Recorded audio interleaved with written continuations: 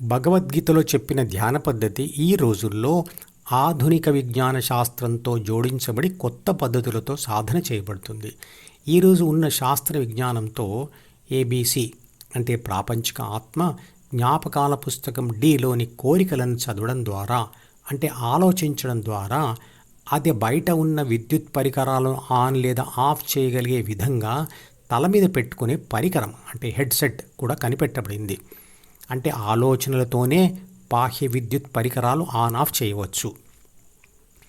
అలా ఏదో ఒక నాటికి శాస్త్రజ్ఞులు మనిషిని బాధిస్తున్న జ్ఞాపకాల పుస్తకం డిని సమూలంగా వదిలివేసే తల మీద పెట్టుకునే ఒక పరికరంని కనిపెట్టవచ్చు. అప్పుడు భగవద్గీత యొక్క అవసరమే ఉండదు.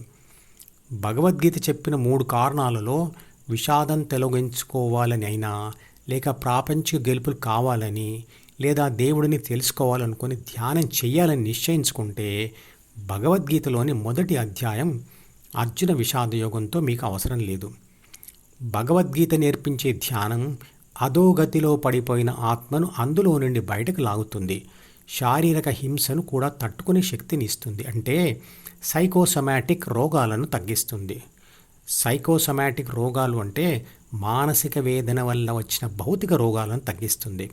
ఇతరుల ఆత్మకు కూడా హింసను కలిగించని సాధు స్వభావం ఇప్పిస్తుంది. కాబట్టి చిన్నతనం నుండే భగవద్గీత శ్లోకాలను వల్లెవేయించడం ఒకటే నేర్పకుండా ఆ పదాల అర్థాలను వర్ణించడమే కాకుండా ధ్యానం కూడా చేయించాలి. నిజానికి పిల్లలకు భగవద్గీత అర్థం చెప్పినా చెప్పకపోయినా శ్లోకాలు వల్లెవేసినా వేయకపోయినా సమస్య లేదు. చిన్నతనంలో అవి 2 కష్టమైనవి కూడా. కానీ సహస్రార స్పర్శ ధ్యానం చేయించడం అనేది చాలా తేలికైనది. అది చేయించవచ్చు. అది ఎలా చేయాలో ఇంతకుముందు చేసిన వీడియోలలో వివరించాను. ఏ 3 కారణాల చేత భగవద్గీత మనుషుల చేత చదవబడుతుందో ఆ 3 కారణాలు ఎవరికైనా లేకుంటే వారు శాశ్వత శాంతి ఆనందాలలో ఉన్నట్లే. వారికి భగవద్గీత లేదా ధ్యానం అక్కర్లేదు.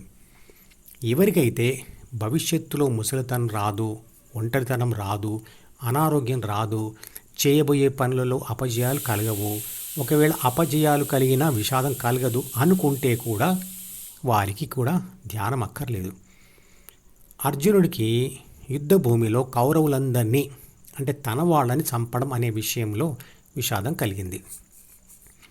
సరిగ్గా ఇక్కడి నుండే అంటే చంపడం అనే పదం నుండే మనం భగవద్గీతను ఆధ్యాత్మిక దృష్టితో చూడడం మొదలుపెట్టాలి. ఇక్కడి నుండే చంపడం అనే పదానికి అర్థం భౌతికత్వం నుంచి పారలౌకికత్వం లేదా ఆధ్యాత్మికత్వంకు మారిపోతుంది. అర్జునుడు తన వాళ్ళని చంపడం అంటే అర్థం వాళ్ళ నుంచి దూరంగా వెళ్ళిపోవడం లేదా వాళ్ళ మీద ఉన్న ప్రేమ బంధమును జ్ఞాపకాల పుస్తకంలో నుంచి తీసివేయడం లేదా కుటుంబ వ్యామోహాన్ని వదిలివేయడం అని అర్థం.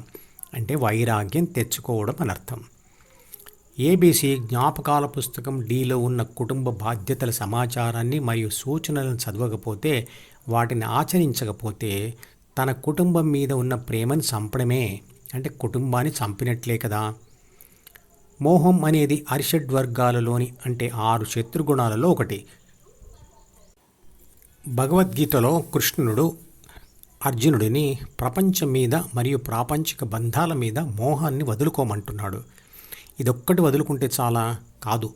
భగవద్గీతలో చెప్పిన ధ్యాన పద్ధతిని ఆచరిస్తే చిట్ట చివరిగా జరిగేది ఏమిటంటే ఈ 6 గుణాలు మనలో ఉన్నప్పటికీ ఆత్మ వాటిని చదవడం మానేస్తుంది. అందువల్ల అవి అన్నీ ఆఫ్ చేయబడతాయి. మధుపదం యూట్యూబ్ ఛానల్లోని ప్రతి వీడియోకి ఒక నెంబర్ ఇవ్వబడింది. 1వ నంబర్ వీడియో నుండి మొదలుపెట్టి వరుసగా చివరి వీడియో వరకు చూస్తేనే ఆత్మశాస్త్రం సంపూర్ణంగా అర్థమవుతుంది. ఈ వీడియో డిస్క్రిప్షన్లో ఉంచిన మధుపదం ప్లేలిస్ట్ లింక్ ద్వారా అన్ని వీడియోలు వరుసగా చూడవచ్చు.